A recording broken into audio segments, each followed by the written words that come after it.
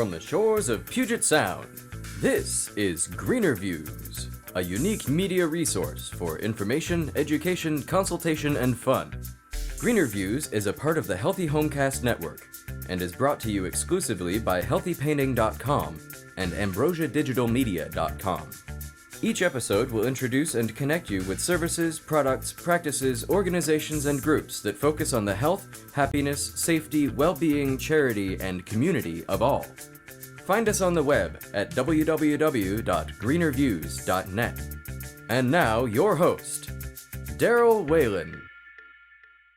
Good evening and welcome to episode 47 of GreenerViews. 47. That's amazing. So I'm Daryl Whalen here with Michael Schwartz and Randy Parcel, our audio video dream team. And joining us this evening is Stephen Gilbert from, well, we'll say Toxopedia to start with, but there's a lot of other stuff. So GreenerViews is part of the Healthy Homecast network. It's brought to you exclusively by healthypainting.com and ambrosiadigitalmedia.com. If you'd like to advertise or be a sponsor or donate, please contact us at 206-650-4587 or email us info@greenerviews.net. So we generally start out by talking about how I know the guest.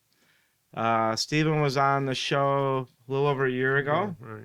I'm not sure exactly what episode it was, but we met when I was taking the Master Home Environmentalist training. That's right. Through the American Lung Association with so we've had Casey Coulombe on here. Mm-hmm. We've had Eileen Gagney. We've had Doug Kennedy. Mm-hmm. Pretty much had, and we've had a number of the other instructors and stuff, so we've been really blessed. And so I think Stephen's I think he's the real deal. You can decide what that means to you, but I feel really grateful that he's offered to come down and share what he's got going on and some of the updates and maybe some of the older stuff and some of the stuff that we haven't talked about in the past. So welcome, and thanks for joining us. You're quite welcome. Great Thanks to be for here. joining us today. Do you want to start out with Toxopedia, or what do you want to start out with? Well, Toxopedia is a good place to start. Give us a brief elevator pitch. What is Toxopedia? So Toxopedia is a free wiki-based site that tries to provide information about toxicology.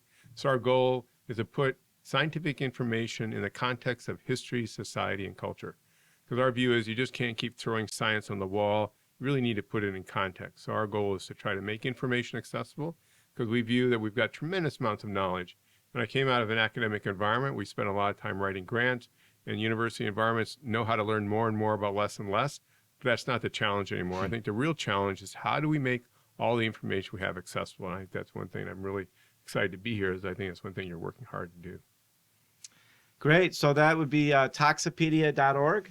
Toxopedia.org, and you're welcome. We're always looking for contributors, and we have a number of other websites that go with Toxopedia. We've spun off a whole slew of websites, and one of them, for example, is about integrated pest management. It's called ipmopedia.org. So it looks at how to reduce pesticide use in your garden or your around your home and even in your house. And we have other sites on Washington Nuclear Museum and Education Center. We do a lot of work on Hanford and how to help people understand what happened to Hanford and the plutonium production out there. Maybe we can talk more about that. We will. And we've got a number of other sites there. Particles on the Wall, which also looked at Hanford a little bit. We have a site on the World Library of Toxicology. It looks at worldwide issues on toxicology. And we have one on Toxicology History Room. And we have a poster of milestones of toxicology. And I think one of our biggest sites we just brought up this year was called Small Dose of Toxicology, which supports our book, Small Dose of Toxicology, which is now out in its second edition, and it's a free ebook. And with that, we started up Healthy World Press, and we've published 3 books in Healthy World Press so far this year. So what exactly is toxicology?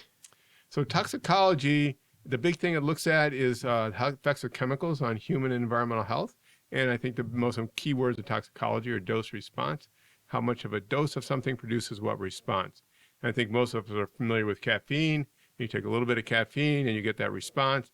Most of us have felt drinking too much caffeine. We can moderate the amount of caffeine. You probably felt a little bit of getting a headache when you stop drinking caffeine.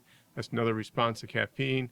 So what dose causes those issues? And that's what we look like at toxicology, only we study things like lead, PCBs, brominated flame retardant, asbestos, cancer-causing, reproductive-causing problems, endocrine disruptors, bisphenol A, phthalates, which are common right now. So, I'd like to think that, and by the way, everything on GreenerViews is our opinion, and we talk about stuff, and we try to be as objective and stuff as possible, or subjective, I don't even know.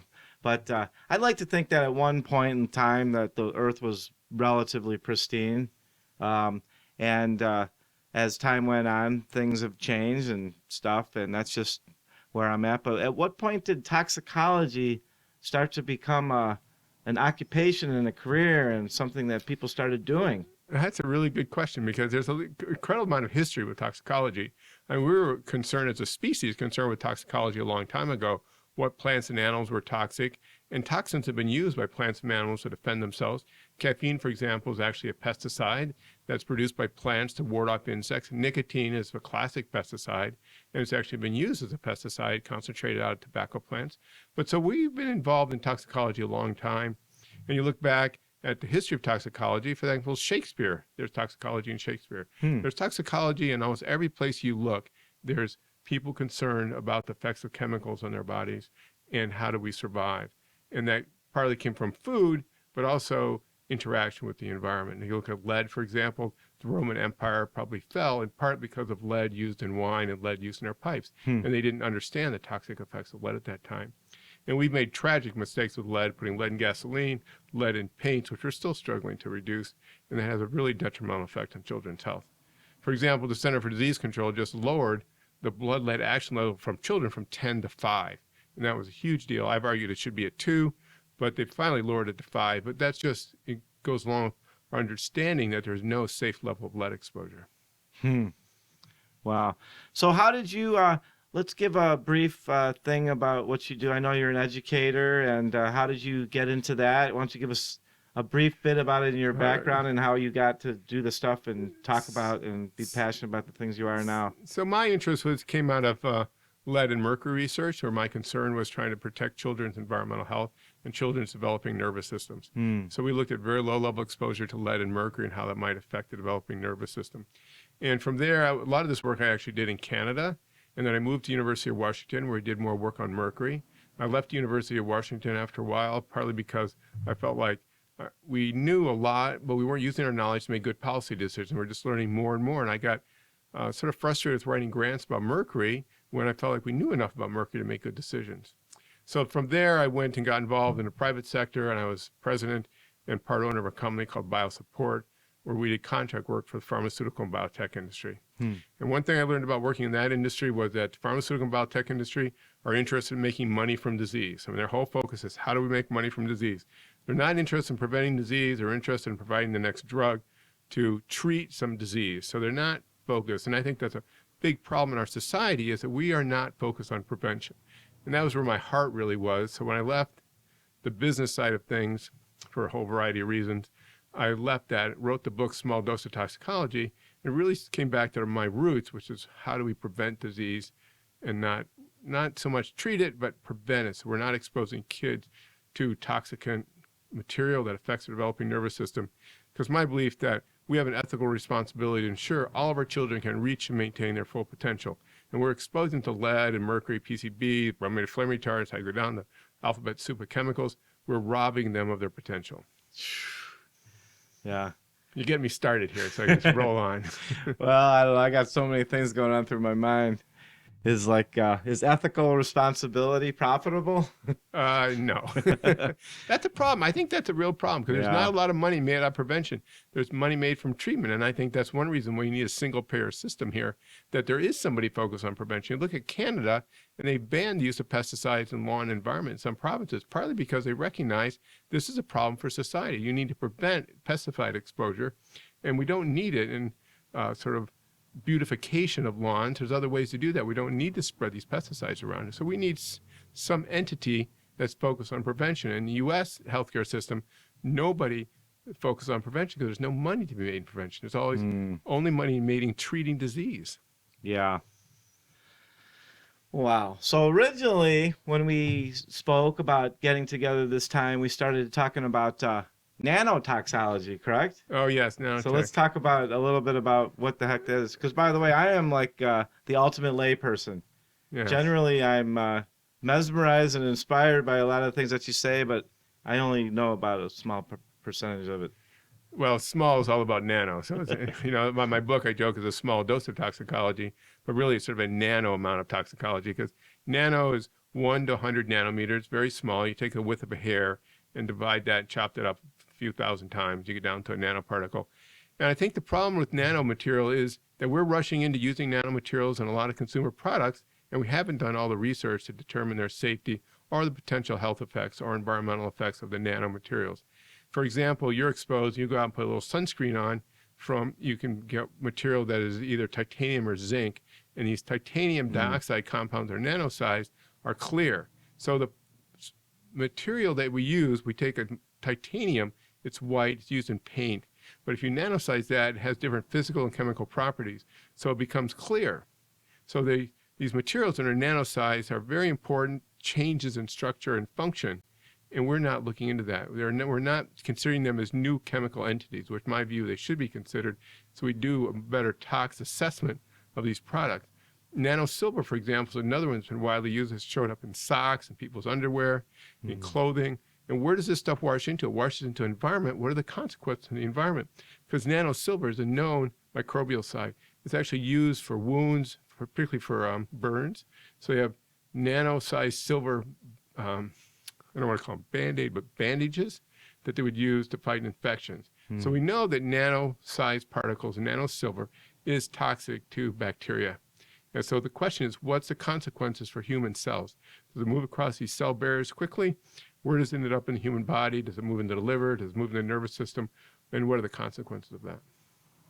So is there some mindset around the people that are creating a lot of these products, like, well, they're so small, so they won't matter as much, or there won't be as much of an impact, or are they perhaps not even thinking about the impact at all, regardless of the size? I think they're thinking a little bit about the impact, but I think mostly they're thinking about how to make money from that. And they put nano particles in socks because they want to have deodorized socks so your feet don't smell. They're not thinking about what happens when you wash your socks and where those nanoparticles go. They're saying, well, it's not a big deal. It just goes out into the waste stream. So the consequences are minor. There's not enough big deal about it. It's the same thing with, pharmaceuticals. So we use a lot of pharmaceuticals. They flush down the toilet, or we excrete them in our urine. They go into the water supply to get into the sewage treatment plant. And we don't have a good system for removing them from the sewage treatment plant. So what are the consequences for them in the fish? And these endocrine disruptors, some of these compounds, produce intersex fish that have both female and male genitalia in the fish, and they're very confusing. So I think we're not thinking about future generations enough. We're not thinking about the consequences of what we're doing and really considering what might happen, what's going to happen in the future, what are the immediate environmental consequences and human consequences. So what about those that say that none of the stuff is true and it's all like made up, and that it's like all life is all taking its natural course, and mankind and all of its actions are not responsible for the changes? It's all just a part of the natural cycle of things. I think the data is overwhelming against that. I think you look at asbestos, you can look at lead, you can look at mercury. Mercury is contaminated fish, and we know the consequences of mercury. Look at Minamata, what happened to the fetal consequences of mercury exposure. Mercury is bioaccumulated, bioconcentrated in fish. It comes out of coal-fired utility plants, and EPA has just started regulating that a little bit more strictly. Right now, we ship coal, and there's a lot of talk about shipping coal from Montana, the Powder River Basin, into China. And China burns that coal, and coal has mercury in it, and mercury contaminates the ocean, and it blows our way, and we end up contaminating our water with mercury. The mercury moves into fish. We contaminate one of the most important food sources on the planet, which is fish. And we know that mercury has detrimental consequences to pregnant women, in particular, to developing fetus. It is not good. It has developmental nervous system consequences. So we know that we can control environmental exposures. Asbestos is another great example. It causes mesothelioma. It's harmed hundreds and thousands of workers. Same with lead. There's better ways to do things. You can look back to the turn of the century, look at the Industrial Revolution, the consequence of that, and we're still making these mistakes. You see the consequences in developing countries like China and other countries that there's in Mexico Nigeria, City. Mexico City. Yeah. There's plants that are recycling batteries. They're not taking the precautions and smelting the lead out of these batteries. It's affecting the workers. The workers take home the lead to their families and really harms their children. I come back to that notion I said earlier. We have an ethical responsibility to ensure our children can maintain their full potential. We know they don't when they're exposed to lead and mercury. So, is there any hope for any of this? Well, I think there is hope. I think obviously we got to keep on living. We're going to keep doing things. But I think regulation is important. I think we need a level playing field. And I think that it's very important to be thinking about our human health, environmental health. And there's ways to do things. You can take the real shortcut ways, or you can pay a little bit more money and do that right. Oh, my goodness. So, I got a list of here things that we wanted to touch upon because there's a lot here. I know that we can talk for a long time. I think your episode from last year was one of the longest ones we ever had. So yeah, I could ramble on for a long time. And I love it. Thank you for that. So what about, we were talking about epigenetics. Epigenetics. What the heck is that? Epigenetics. I think that's really, really important topic that's coming up. So epigenetics is we're affecting the epigenome. Usually you think of genetics affecting DNA, and you transmit information by the DNA, and you affect the DNA structure, and that passes on changes like your eye color, your hair color, it's affected by DNA. But what we're finding is that you can change the DNA so you affect the expression of the DNA. So you're changing the proteins that are expressed from the DNA, you're not changing the DNA, and you actually can pass this on to future generations. So environmental exposures to lead, mercury, endocrine disruptors in particular, affect the expression of the DNA. And so that expression, particularly when you're developing, changes for the developing kid. That's why twins, although identical twins, turn out to be a little bit different here and there because their epigenome has changed and the epigenetics has changed. And I think that has really important implications for ethics. And that comes back to the precautionary principle, which says, we're supposed to be thinking about future generations to take a precautionary approach. And just to digress for a second here, when you put new drugs on the market with the FDA has a very precautionary approach, the Food and Drug Administration. When you put new drugs on the market through the pharmaceutical and biotech companies, have to submit reams of data that talk about the effects of the chemical. Does it do what it says it's supposed to do? And also look at the toxic effects of the chemical. We don't have a similar approach when we put new chemicals into the marketplace. So industrial chemicals, we don't have a precautionary approach. And I think what epigenetics says is that we really need a more precautionary approach because these chemicals can affect the epigenome and affect future generations. So we need a more approach that says we need to evaluate these chemicals before we put them out into the environment. For example, brominated flame retardants. We're probably sitting on brominated flame retardants. Cushions need chairs. What are the consequences of those? Do we really need these brominated flame retardants? And what are the consequences of exposure, particularly to the developing organism? I guess as long as we don't set the house on fire, we probably don't need them. So I'm a little confused about the epigenetics. Is that a type of research, or is that something that's just happening in society? Or there's just more and more research about it. That some of the research was actually done at Western Washington University with vinclozamine, a fungicide, showing that it affects the epigenome. So we're just learning more about this, but I think it's going to have a really profound effect on how we think about the consequence of disease, how disease progresses. Like how in the future we have neurodegenerative disorders, things that happen to us as we age. What are the consequences of that? Is that because we had some change in our epigenome? Did that trigger a change in us as we age that accelerated some neurodegenerative process? So I think those are things we're going to have to think about and understand better. And I think it's going to really shed light on the mechanism of actions of the compounds we're exposed to. So one thing that I noticed that you touched on that struck me was that you said that they seem to do, and I'm not even saying it's good enough for the right, but they seem to do a different type of research on things that are going into our body as opposed to the ones that are going out into our system and stuff. They do. And the truth of the matter is, from what I sense as being the right thing is, they both need to be treated equally. We do, and we have this thing called chemical policy reform. And this comes back to TSCA. So the Toxic Substance Control Act was passed in 1976, which said there had to be EPA had to provide some approval for new chemicals to go on the market. In reality, it's just sort of a pass-through from industry, and EPA has, I think it's 60 days. They have to then let the compound go. What we don't have is that precautionary approach. We're not requiring industry to submit a lot of chemical data. So in Europe, this is changing. They have a program called REACH, Registration, Evaluation, Authorization of Chemicals. So the REACH program is requiring industry to submit more data on the chemicals and understand their effects better. But TSCA being broken, we've been trying to get laws passed for chemical reform policy passed. There's actually got a committee this past year at the national level. At the state level, we've tried to do that through Department of Ecology. I think it's very important for people to pay attention to this stuff because we need chemical policy reform. We need a program that requires industry, before they put a chemical on the market, that we understand whether it's bioaccumulative, whether it ends up in certain tissues. Brominated flame retardants, come back to that one. We found out they're bad actors when they started showing up in women's breast milk. This is not the time we put hundreds of thousands of pounds out into the environment to suddenly go, this compound's showing up in women's breast milk. What are the consequences of that? We should not be doing that. We have the tools and the procedures to study that stuff before it's mass produced and it's all over the place in the environment. So we need fundamental reform of how chemicals are placed in the environment. And one of the things in addition to that is we need to have a law that says we should know what chemicals we're exposed to and what chemicals are in what products. Right now, you don't know all the chemicals that are in your personal care products that are used. You know, women were using nail polishes with phthalates in them. Made the fingernail polish a little more flexible on their fingernails, but what are the consequences of phthalates from an endocrine disruptor perspective? Yeah, so that's exactly right. And we don't know the paints that you use in your business. But the nails sure look pretty, so that's all that matters, yeah. But do you know all the chemicals in the paints that you use? Oh my goodness, no, I don't. So I think that's an issue. We don't know all the chemicals that are used in the fracking compounds. We don't know all the chemicals that are used in oil dispersants and oil spills. Industry claims this is confidential business information.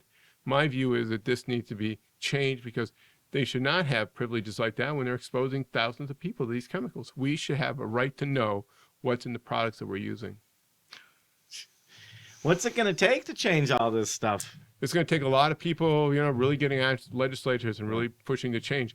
Washington State has been a leader in changing some of these things. We worked hard to get laws passed that got brominated or bisphenol A's out of baby bottles and kids' toys. Oh, those are the BPAs? This is the BPAs, I heard of which those, is really great. Yeah. We had a law that was passed that removed lead, cadmium, and phthalates from baby toys. This law was then watered down at the national level because the industry found it annoying to have a state law like that. But the last effort was defeated at Washington State. They tried to get some changes in chemical flame retardants again. But I think that was just shown that the guy that was arguing, a physician, was actually lying in his testimony to the legislature about the effects of these flame retardants. So this stuff goes on and on. What the real point is that we should have this data. We should not have to settle this stuff in the legislative format where we spend a lot of our time arguing for changing these laws. We're really going on this chemical by chemical. What we really need is a policy approach to putting chemicals in the environment, not tackling this one chemical at a time. So, I mean, this is some intense stuff. I mean, the stuff that we know about that they're fighting about in courts and the Supreme Court and stuff that people, you hear that people are paying off these people for this, and then you hear about these things. What are they called? These this like, I call it like a green voucher that you can buy with money from somebody, so your company can pollute because you're buying these like this like it's basically paperwork that says what do they call those things? Yeah, carbon trading. Carbon trading. I mean, and then now you're talking about trade. That's the stuff that people to some degree know about, and there's so much more stuff that is just completely unknown that is potentially even worse. Right. We just don't know, and we should know about this stuff. We should have basic studies done on the chemicals that we're producing in millions of pounds per year. There's almost 3,000 chemicals that are produced in over 1 million pounds per year, and we have very little data on the majority of those chemicals, and that's just something wrong about that. I think it's important to remember what Aldo Leopold said, that when he, thing is wrong when you harm the integrity, stability, and beauty of the body community. When you do something that's harmful of that, you shouldn't be doing that. So it's very simple to have an ethical approach that says if you're harming the stability, beauty, and integrity, What you do with children, you expose them to lead and mercury, you're taking away their beauty, integrity, and stability, and that's just wrong. And we Yeah. continue to crank forward on this stuff because there's somebody making money from the process. Oh boy. Well, I'm going to try to restrain myself from not getting too too aggressive with my language and my thoughts and ideas about all this stuff. So we'll just keep moving along here. Oh, I know. One thing I was going to ask is, how many people are out there fighting for this stuff, fighting for these laws? Or There's quite a few. There's a good number of people in different groups, and Seattle's been really fortunate to have people like Washington Toxic Coalition, the Washington Physicians for Social Responsibility, People for Puget Sound, which unfortunately just went bankrupt. They collapsed into a couple of organizations, but there's the Washington Conservation Voters Group, Washington Environmental Council. So Washington State, there's been a very good, solid group of people that have worked for policy reform at the state legislative level, and some of this is translated to national work too. At the national level, there's Environmental Working Group, Washington, D.C. based, the National Defense Council. Environmental justice is really important. And so there's a lot of groups out there that are working hard on these issues, but a lot of that work is drowned out by the push by industry to stop the laws and stop policy reform. And chemical policy reform is a great example that we have not been able to move chemical policy reform I'm not forward. laughing. That's my defense from crying. So Yeah, it's really in some ways discouraging. is it really doing anything? This work that these people are taking, or is it just like really slowing it down from the inevitable doom? Or I think they really are doing good work. Yeah, I think yeah. with the struggle is it's funding. not looking at the outcome; it's looking at what they're doing. Yeah. It's like the action Right. and stuff. We got to keep moving this stuff forward and try to fight for change in our laws and policy. And you saw, I think Europe's moving ahead with this stuff, and the United States needs to catch up with what's going on in Europe. Yeah. And have more respect for the people and what's going on in the environment. I think it'd probably take like places like China and India that have like the largest populations to really move towards this for really to be. Well, yeah, you're right. Yeah. I think you see some really egregious examples of exposure to people, and there's other countries in Africa. I think another good place to look is actually electronic waste, e-waste. Where does the e-waste go? When we buy a computer or a laptop or a cell phone, Yeah. are we paying anything for the dismantle and waste stream of that product? We're not. Yeah. And we need to do that because those products end up going over to India and China or Africa and being dismantled, but they're dismantled in an unsafe way, and kids are exposed to the chemicals that are in those products, and that's really harmful to the environment as well as the children and other people in the adults too, of the villages and people that are dismantling these products. So we need to be more thoughtful about our products, and as a developed country, we should be paying a little bit more for products. There should be laws that said, you manufacture it, you take it back. You make that computer, Apple makes a computer, or Dell or Hewlett Packard, you have to take it back, and you have to build it so it can be dismantled safely and remove the hazardous material from it and reuse the chemicals and the material that's in it. There's some rare earth elements that are very valuable that could be reused from these products, and not just end up in a landfill or end up being smelted down in a haphazard manner. And there really is. I mean, I'm not. Well, I'm not going to get into that, but I think that there's definitely profit. I mean, I'm, for the pursuit of money is a whole nother topic, but on the pursuit of profit, but there really is business and stuff to be made from responsibility and recycling. And like you say, turning over the use and continuing the use and stuff like that. So it's not like that. It can't be a useful thing, even from a business standpoint. You're absolutely right. And there's good businesses. There's a good business here in Seattle that does recycling work. So is RePC any good? Yeah, they're good. They're good. Supposedly they say that they don't send off their stuff to third world countries and stuff like that to be. Well, and there's a group called the Basel Action Network, BAN, and they have an e-stewards program that tries to get companies to sign on to a program where they're recycling their products, their electronic waste in a responsible manner. They're not shipping it to just dismantled in disreputable places, but actually good places we have it dismantled. So there are efforts, and again, this is right here in Seattle. The BAN is a really strong local organization that's working hard on these issues. I heard there was a horrendous amount of pollution and waste and everything in Silicon Valley. just from all of that stuff. Yeah, probably, the Yeah. board manufacturer, Yeah. hopefully they're doing a good job, but also a lot of stuff's being outsourced. Like what are the consequences of moving this stuff offshore where the environmental laws aren't as strict? And I think, I've heard people want to roll back the EPA, and I was in China this past year. Well, they want to eliminate it because they think that the world will be a better place if we don't have any kind of oversight. And it really wouldn't be. Yeah. We took off from the Beijing airport, and you literally could not see the end of the runway. And I'd like to send some of these people that want to roll back the EPA. They don't have an cleaner- EPA over there in China? Well, they do, but they're not enforcing all the regulations. Yeah, So they're yeah. just the air quality is really poor.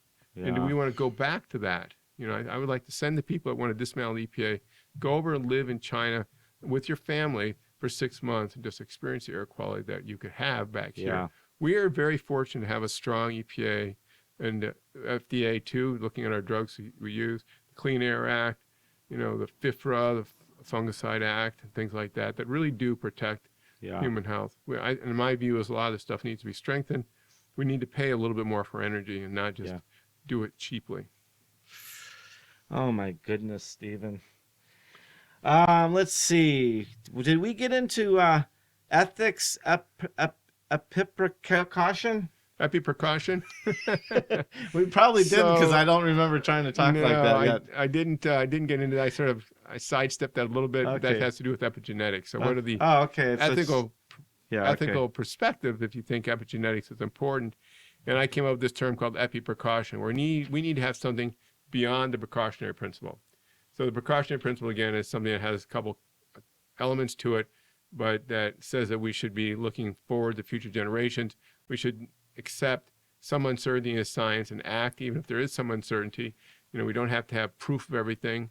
Classic example is the tobacco industry, where they argue for years that cigarettes didn't cause cancer because nobody could, quote unquote, prove it, where there's plenty of evidence that causation was the effect. So epi-precaution means we need to move beyond precaution, because epigenetics, you can change the epigenome by exposure to chemicals, but also by the social environment. So if you have a poor upbringing, and this has been shown in animal studies, that the rat pups that were not well cared for by the mom had less poor outcomes than pups that are well taken care of. So their epigenome had changed.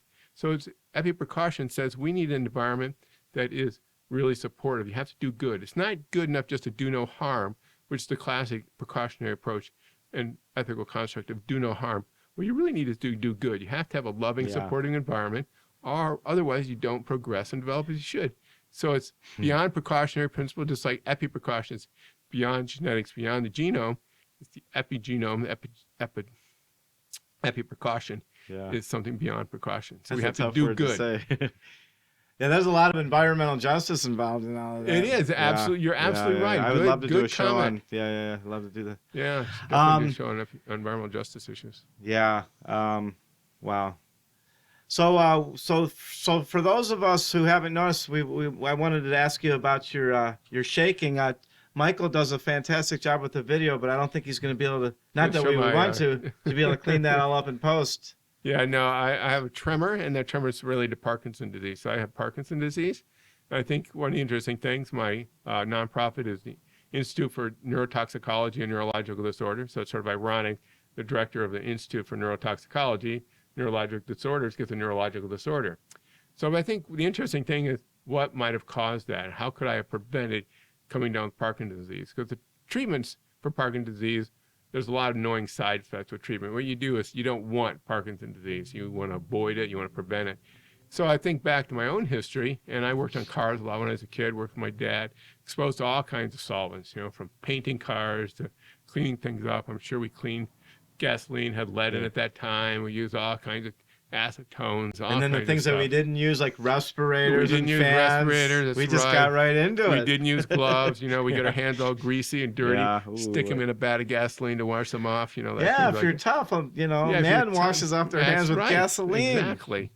So did that help bring on my Parkinson's disease, or is it more genetically rated? What was the cause of that? Yeah. So I think those are things to think about. Yeah. So I've been, we need to do more research in Parkinson's disease, understand it better.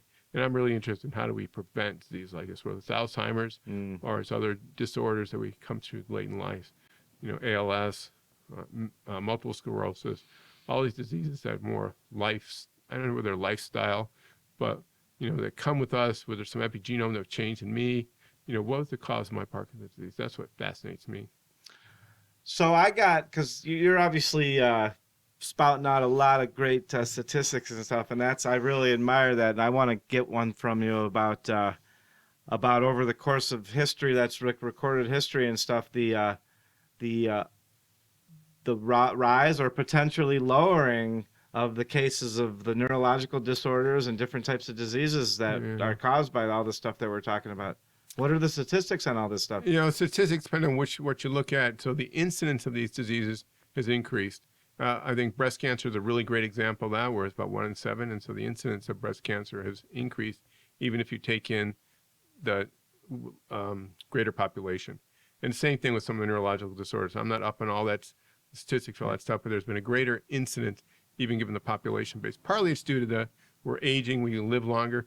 But I think part of it's due to we're exposed to more chemicals, so we're seeing a rise in the incidence of some of these diseases. We've done a good job of treating cancer, but the times that cancer is caused, we're saying, well, there's been a drop in mortality associated with cancer. Preventing cancer hasn't been the issue either. Right. It's been treating the cancers. How do we prevent breast cancer? How do we prevent prostate cancer?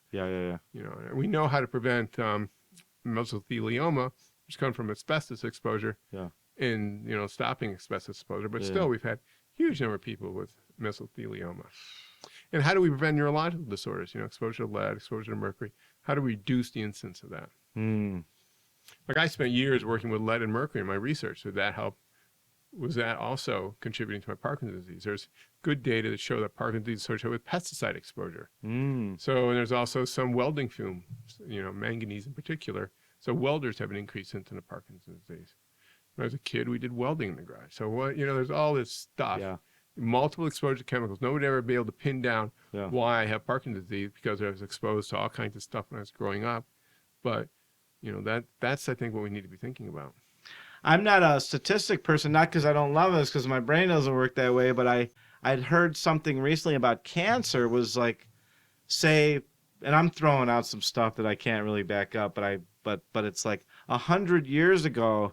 The rate of cancer in people was like 1 in every 1,000 people, and now in this day and age, it's like it's said that 1 in 4 or 5 people will get some type of cancer in their lifetime, and it's like younger and younger. I mean, you can't turn on the news or go online or read something about a child and children and stuff have cancer. I mean, that couldn't have been the case 100 years ago, or was it? And I just don't know. I think some of that's hard to determine. We're living longer. I think the diagnosis of diseases was not as good at that time, as far as medical history goes.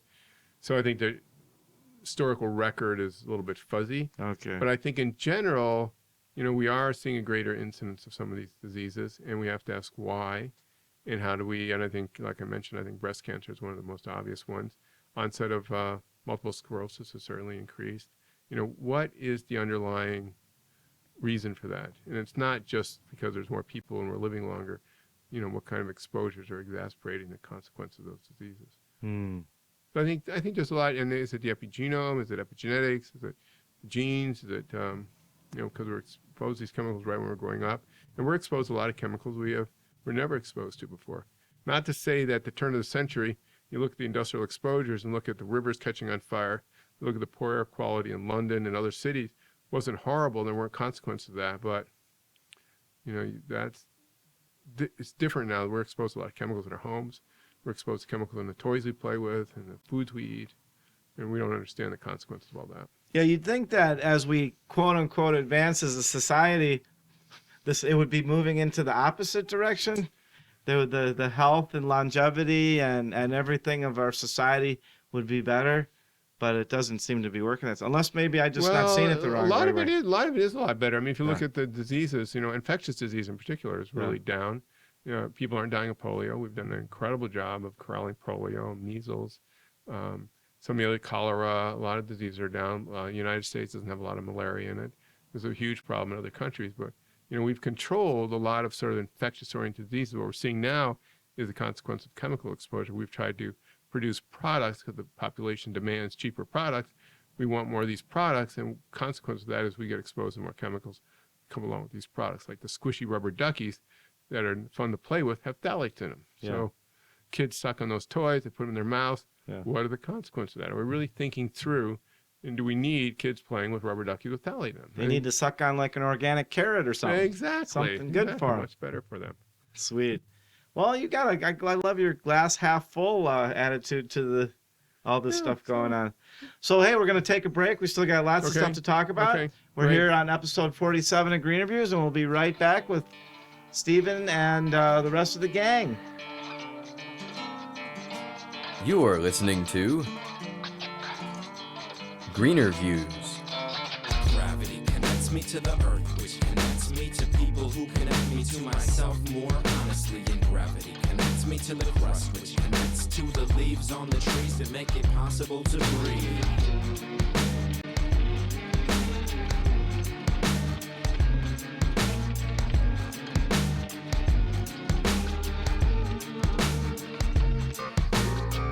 Came to rest on the minefield, blessed with naive mind shield, like a helmet. They would tell us that we don't know how we feel or how to connect with other people on the planet.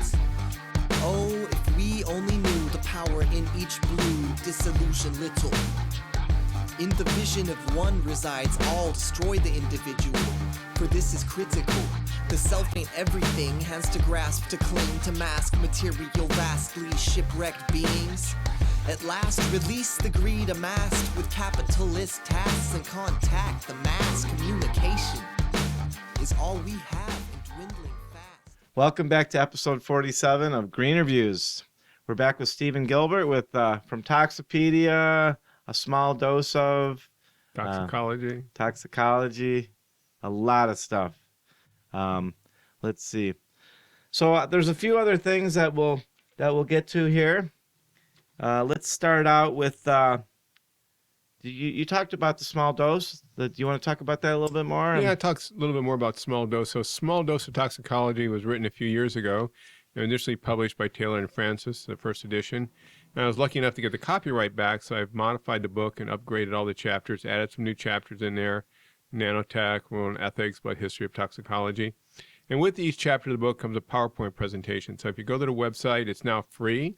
It's as an ebook. You can download as a PDF file, or as an EPUB for your iPad, or a Mobi file for your Kindle.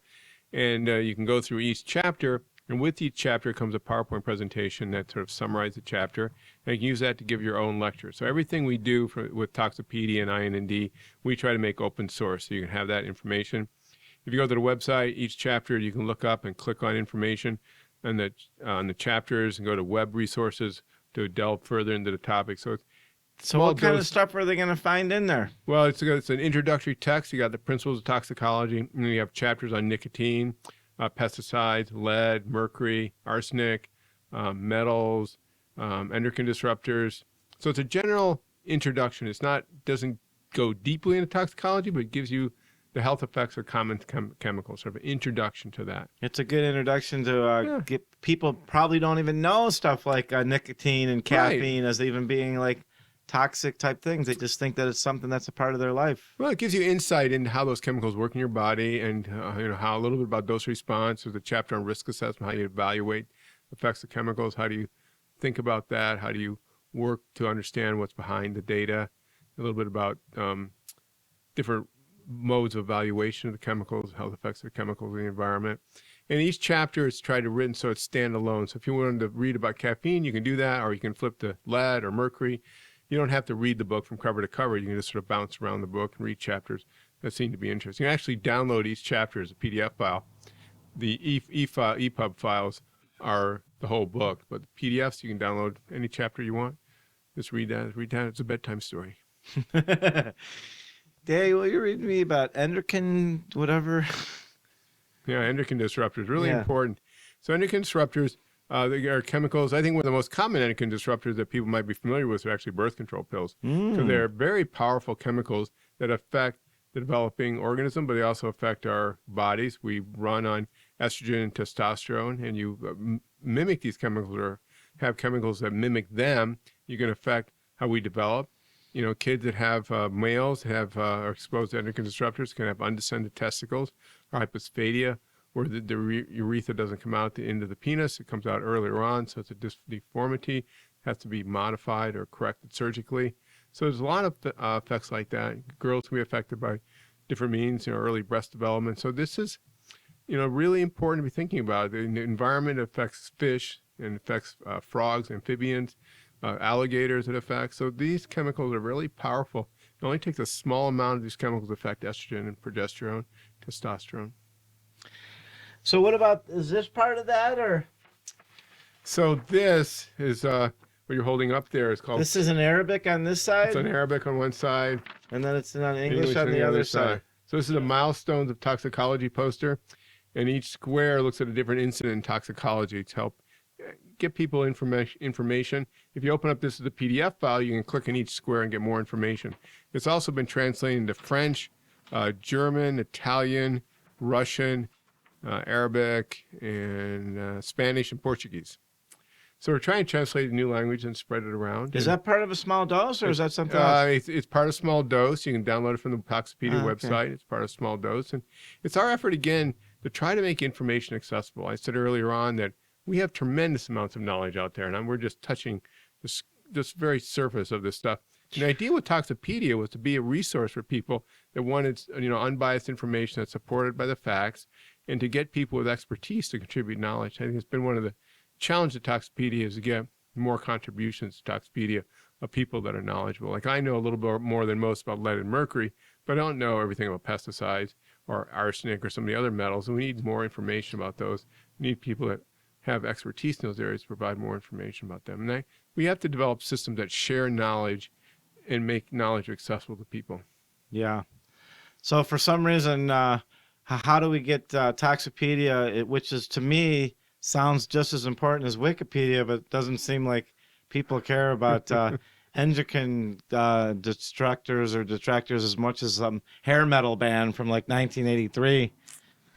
Well, I think that's a challenge. That's a huge challenge. I have huge respect for Wikipedia, and we use Wikipedia a lot. They've got a lot of knowledge, but it's just independent information. I think in Toxopedia, our goal is to link it together to tell more of a story of the toxicity. So you look at the historical impact of toxicological information. How does it connect? How do we put information in a context of history, society, and culture? I think that's what we have to do. And I think hopefully Wikipedia will gradually move more in that direction where it's telling a bigger story of the incident. So linking the people in there, who was responsible, who contributed in the past, what lessons can we learn from these incidents we have? So let's talk about this next. Particles on the Wall. So, second edition. Second edition. Sweet. Particles on the Wall. This is put out by Healthy World Press again, as was Small Dose of Toxicology.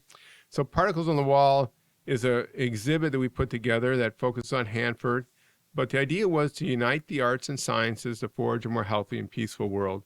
Because, again, we have lots of information, but we wanted to bring the arts together. So we have visual arts along with poems and science factoids. So with Hanford and the history of plutonium, and just a few words about Hanford. We actually, it wasn't too long ago, August was the anniversary of the bombing of Nagasaki and Hiroshima in Japan, which killed hundreds of thousands of people. But the plutonium that destroyed Nagasaki was actually produced in Hanford at the B reactor. And the B reactor is now a national monument, but there were 8 reactors along the Columbia River that produced plutonium. The sole purpose of the reactor at Hanford, except for the N reactor, a little bit of history there, was to produce plutonium. They were not to produce energy or electricity, just plutonium. Now there is a Energy Northwest has a power plant out there that does produce electricity, and they recirculate the water. But Hanford initially was just there to produce plutonium. It's now the most contaminated site in Western Hemisphere, and we're spending billions of dollars to clean up Hanford. It's a classic example of us crashing forward. There's a huge rush to produce plutonium, and they produced a lot of plutonium, but they did not take care of the material that they used to produce plutonium. They put it in big tanks. These tanks are leaking. They now have a plan to vitrify this, which is to turn this chemical and radiological waste into glass log to store it so it doesn't easily leak out of these big storage tanks, and the leaking is heading toward the Columbia River. So they got a huge challenge, but it's a challenge that we didn't have to take on if we had planned ahead, if we'd gone a little bit more slowly and taken care of the waste that was produced. And this is generally a huge problem with nuclear power overall. And Particles on the Wall was an effort to raise people's awareness of Hanford, but in the broader context of the nuclear issue in general. And where does the waste go from the nuclear power plants? The nuclear power plant that's at Hanford, on Hanford Reservation, actually in Richland, is a boiling water type reactor, the GE reactor, same as the ones that were in Fukushima. We saw the consequences of Fukushima, where they have these spent fuel rods that are used in the reactor. So the reactor uses uranium rods to generate the energy to boil water. And when these rods are used, they still are generating a lot of heat. They're stored in these big pools. The big pools are hundreds of feet in the air, and they're not encased or protected like the nuclear reactor is, and they have enormous amounts of radiation in them. And the reactor in Fukushima, reactor number 4, it was offloaded. So all the fuel rods out of the reactor was in these cooling pools. And the whole world is really fortunate that the reactor number 4's fuel storage area didn't collapse. Because if that had collapsed, it would have strewn all kinds, particularly cesium-137, out into the environment. So we are not thinking ahead. Right now, there's no storage place for the fuel waste that's coming out of our nuclear reactors. The United States has over, I think it's around 140 reactors in the United States. And we don't have a place to store the nuclear fuel we do in the waste. middle of the earth. Don't we just open up a hole and dump it in? Well, they looked at Yucca Mountain for that stuff, but they backed away from doing that. And right now, a lot of the fuel is just stored at the reactor. We've got all these waste sites distributed all over the country. So we need to think, in general, we need to think more. But coming back, I want to say a couple more words about particles in the wall. Sure, I want to hear Because about we're it. really thrilled with this. It's an exhibit. It's a traveling exhibit.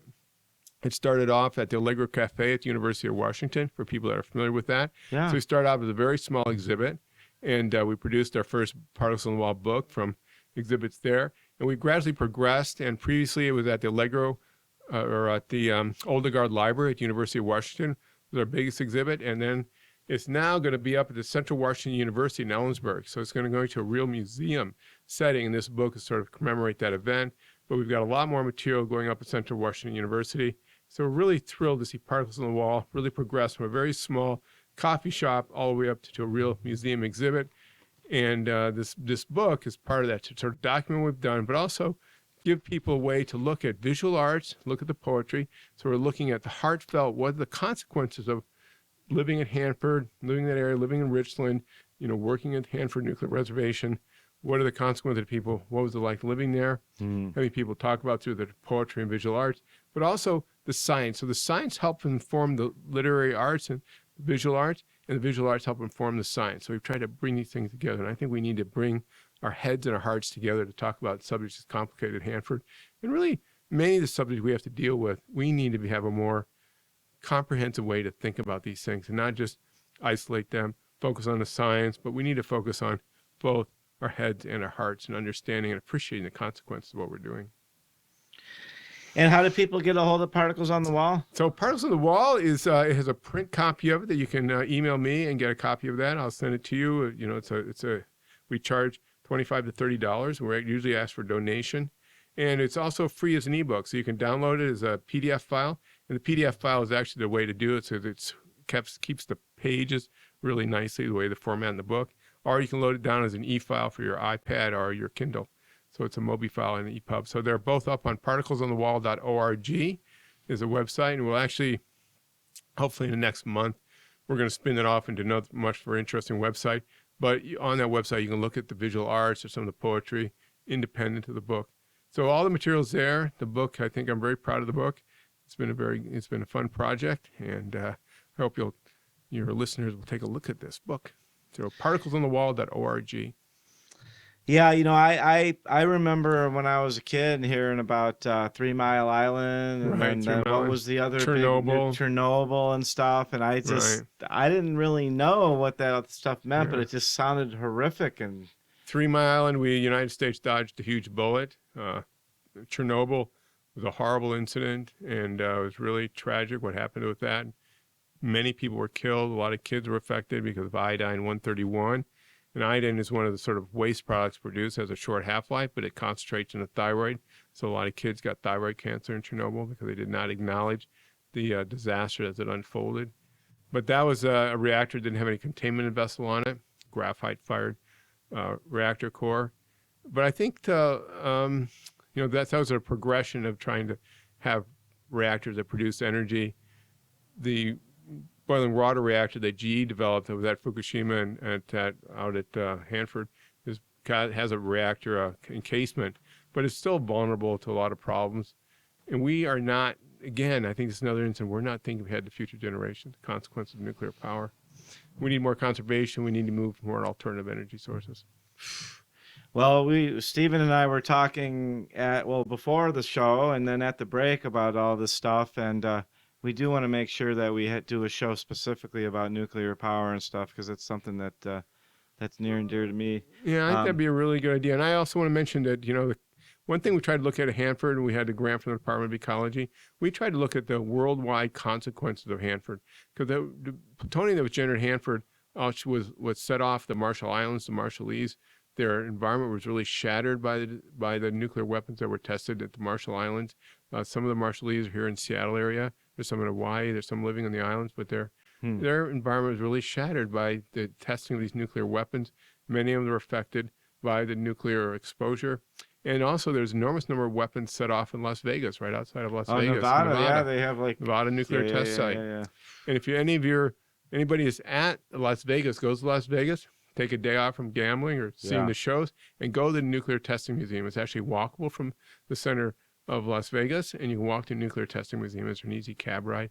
But it's a really interesting museum that explores the consequences and the number of nuclear weapons that were tested. Over 1,000 nuclear weapons were tested, some of them in the air, and the majority of them underground, but you can see the consequence of that. If you're really ambitious, you can actually take a tour of the nuclear test site. And I would recommend definitely a tour of the B reactor to go see the B reactor that produced the plutonium that destroyed Nagasaki. And a lot of this plutonium was destroyed or used in Las Vegas, the Marshall Islands. But we also have many submarines and nuclear weapons that still have plutonium in it. Hanford generated over 2/3 of plutonium that's in the nuclear arsenal of the United States. A lot of that sits at the Bangor submarine base off of Bremerton, which is one of the largest concentration of nuclear weapons in the world. 20 miles from the heart of Seattle is the largest concentration of nuclear weapons. So I think we need to pause and think about that, and really acknowledge the consequence of nuclear weapons and what was done in Nagasaki and Hiroshima, Japan. The number of people that were killed there is really, really, if you stop to think about that, it's really a pretty horrific story. And we need to be more thoughtful about things like this. If I would have known you were one of those damn hippies that was against nuclear explosions and nuclear weapons, I would have thought otherwise about having you on the show. I would love to talk about this stuff like all the time, because I'd love to know, but I'm not even going to ask any more questions because it's just going to continue to go more and more on this. But we're going to talk about setting up either yourself or somebody else to just specifically talk about nuclear. That'd be great. So let's get into you're talking about not wanting all that war and nuclear weapons and stuff, and this is the point where we get into the kind of the hippy dippy part of the interview and ask a little bit deeper about yourself and some of your feelings. What is the motto or mission statement for your life? My motto and mission statement is to make sure that people can reach and maintain their full potential. I think that's the motto. It's really important to me that I want to make sure that children aren't exposed to chemicals they not need to be exposed to, that we have an opportunity to reach and maintain their full potential. I think everybody should have that opportunity. And we expose the kids dismantling our e-waste, or we expose the kids in factory work. They are not able to reach and maintain their full potential. And I think we take advantage of many people. Adults also, they reach and maintain. So we're exposing adults to lead or mercury or other chemicals in the workplace or in our home environment. They can't reach and maintain their full potential either. So that's my working motto. What really motivates me, day after day, is try to create knowledge and try to motivate people, create policies that allow people to reach and maintain their full potential. Wow. Well, thank you for that. So why don't you tell us about somebody who's had the greatest impact on your life so far in your life? Living or dead or anybody? Anybody? So people had the greatest impact. So I think, when I was growing up, I came out of the Vietnam War, I think Gandhi had the greatest impact in my life. I read a lot about Gandhi and really, the nonviolent approach. I've been a vegetarian since I was 20, so I've been a vegetarian for over 40 years now. And I think that nonviolence, we need to be more thoughtful about that and have a way to settle our disputes as not resort to killing people or slaughtering them or shooting them or blowing them up or dropping bombs on them, using drones. And we need to have mechanisms in our society that is that uses nonviolence as a way to resolve our disputes. And I think a lot of that starts with education. We need better education, but people, we need, free education. We need to promote people's understanding. We need to promote education throughout the world. We need more women educated. We need education and nonviolence. So do you have a recent book or movie that you've seen or read that's been inspirational to you? I just finished a book on Hanford. I talked about, was actually talking about Hanford. It really focused a lot about the people that were involved in Hanford, talked about the secrecy there. And I think the most recent person was Bill Withrope, who we dedicated Particles on the Wall to. He was a poet. He passed away a few years ago, but he had a huge impact on me. He was a pretty radical guy. Some of his poems were very angry, but he was really inspiring person that really provided me with, motivation. Bill was a real character about stuff. And so another book that I've just started reading is The Accidental Slave Owner. And that was by Mark Oshlander, who's now at Central Washington University. But he talked about slavery and got to me thinking about, we still have slavery, whether it's sexual slavery or exploitation of people, around the world. Animals, Yeah. A really great example of that. But the book was, talking about exploitation in the South, Southern United States, and the impact a little bit on the North. But, it's getting me thinking about all those issues again. So that's been a book that I'm just getting started into that's been really interesting. I need to get him on the show. What was the name of the book, the Hanford book? You didn't say the name of that one. Talking about Hanford. So it was really, really good book. It's not a real long book, but it has a lot of really great material, particularly, like I said, about people in Hanford and about the generals, how Hanford was constructed, getting the first reactors up and going, the problems getting the reactors. Initially, the reactor didn't work well, how that happened, what the consequences were. And, talked about the people that were really involved in the science as well as sort of the nuts and bolts of making it happen. So you look at the B reactor, and it is an amazing engineering feat that this could be built in such a short amount of time and actually work and generate the plutonium. And there was the first plutonium-based weapon that was set off with a Trinity explosion itself down in Los Alamos, near Los Alamos. And there was a test weapon that came out of the plutonium that was produced at Hanford out of the B reactor. So I would encourage everybody to go take a look at the B reactor and just stand in that building and contemplate the consequences, both of its construction, but also what it was used for and sort of the unfortunate side of producing plutonium. And there's good argument to say that we did not need to set those weapons off and kill all those people in Japan. Yeah. So you're saying killing people's not a good thing? Killing people is just not the way to go. It just astonishes me that we're still doing that. Yeah. At this late date in human development, why are we fighting these wars? Why were so many people killed, in these wars and conflicts? And, senselessly. Why did 9/11 happen? Why people drive planes into buildings, people, kill other people, they rape and torture people. Can't we move beyond this stuff? We're hoping so. I'm hoping so. So aside from all that, is everything okay over there, guys? Yeah, I think so. Oh, okay, sweet. That's the kind of stuff I like to hear. So aside from all this, one thing I sense about you, and I know that I've spoke with you before, is that and we mentioned it earlier in the show, is that you do have a generally positive and productive attitude in life. How do you maintain such a positive attitude?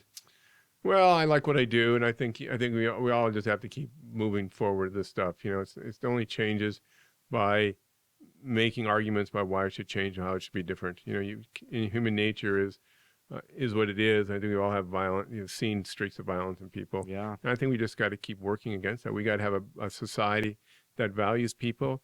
I think, if you really get me going on this, we need to move away from the rigid capitalistic structure we have. Corporations cannot just have only responsibility for making money. So corporations, they have fiduciary responsibility to make money for their shareholders. They don't have any responsibility to good citizens. That's just sort of driven upon them. So we need to move. We need to have a different, modified approach to business. Capitalism does a good job of a lot of things. It's very efficient in some ways, but in other ways it's very inefficient, and it exploits things. Business owners exploit the environment. They externalize costs, and you externalize costs on the environment and on the other people. And we have to have a different approach to that. So what's one thing that most any person can do to have a positive impact in the world? I think the most important thing to do is go talk to your legislative representative. Go tell him or her that you want change in the environment. You want to have everybody to be able to reach and maintain their full potential, and they want chemical policy reform. You want people, you don't want corporations as people. You want corporations to take responsibility for the environment, for a social responsible way. And you engage your legislative folks. They work for us. Vote and talk to your legislative folks. Everybody should write to them. Get engaged with those people. Great. So how can listeners get the word out about all of the things that you're doing, and how do people get a hold of you? So it's pretty easy to find me, Toxopedia, toxopedia.org, smalldoseup.org, particlesonthewall.org. My email is sgilbert@innd.org. So I'm easy to find, and I love to talk to people. And I think you can look up a lot of the information on Toxopedia, the other websites, Integrated Pest Management website, IPMopedia, World Library of Toxicology. There's toxicology history, and we have a lot of other fun things we didn't talk about much. We have posters on Toxopedia of different historical events in toxicology called the Toxicology History Room. You can check that out. We have a thing called Lessons Learned. There were 50 lessons learned about different things I wrote up about, usually fairly short, about different incidents in toxicology. You can check out the poster, Milestones of Toxicology. So I think to me, the fun part is learning about this stuff, because we are engaged in toxicology all the time. We're all risk assessors. We're all looking at chemical exposure, whether it's caffeine or it's nicotine or it's drugs that we're consuming, to help our health, or it's other chemicals we're exposed to. Toxicology is everywhere. It's all around us. I think it's important for us to learn and understand the basic principles of toxicology, so we're making good decisions. It's only with knowledge that we can make better decisions with our environment and figure out ways to protect human health. Do you talk about stuff like the history, like DDT and Agent Orange and stuff like that? It's all there. It's all there. Rachel Carson, DDT, Yeah. Agent Orange, and what are the consequences of that? And we have sections on fracking. We have sections on oil dispersants. We have pesticides, big sections of pesticides, whole list of chemicals. And we cover a lot of territory. We're always looking to expand the site. And, I think we have a toxicology of today. So I tweet every day. You can follow me on Twitter. I tweet almost every day about little incidents in toxicology, a very short thing. You can find more information on Toxopedia. So there's a lot. We have a newsletter that comes out. Sign up for our newsletter. Sweet.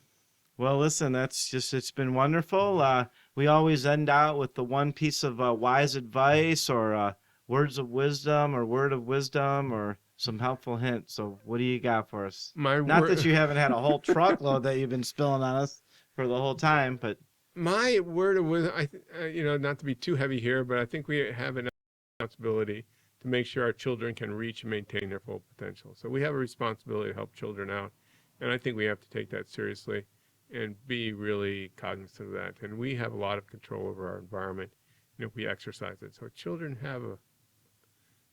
should have an opportunity to reach and maintain their full potential, and we, as adults, should be doing that. Well, that certainly doesn't sound too heavy to me. That doesn't sound heavy enough.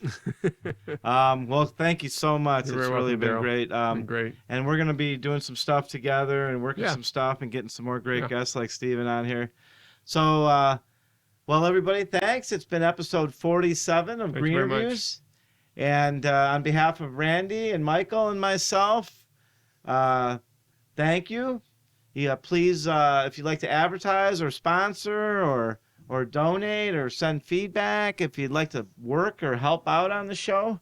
Not that we make any money, but if you'd like to work on the show anyhow. And please check out info@greenerviews.net or call us at 206-650-4587. Please check out ambrosiadigitalmedia.com and healthyhomecast.com. And I think that's it. We'll see you next time. Bye-bye. Thanks, Daryl. You're great. You're welcome. You're great, too. You got to wave, though. Wave. Man. Oh, bye-bye. The show is not complete unless you wave. Okay, bye-bye. Thank you. Thank you for listening. GreenerViews is part of the Healthy Homecast Network. Check out all their conscientious and sustainably focused podcast programs and businesses at healthyhomecast.com. GreenerViews is created, developed, and produced by Daryl Whalen. Our audio engineer is Randy Parcel. Our video producer is Michael Schwartz of ambrosiadigitalmedia.com. Music for this episode was provided by slapjazz.com, danfagins.bandcamp.com, and jdhobson.com. Your feedback is important. Please feel free to contact us with any comments or questions, including suggestions for guests and program topics. You can call us at 206-650-4587 or send a direct email to info@greenerviews.net. Be sure to check back often. New episodes coming soon.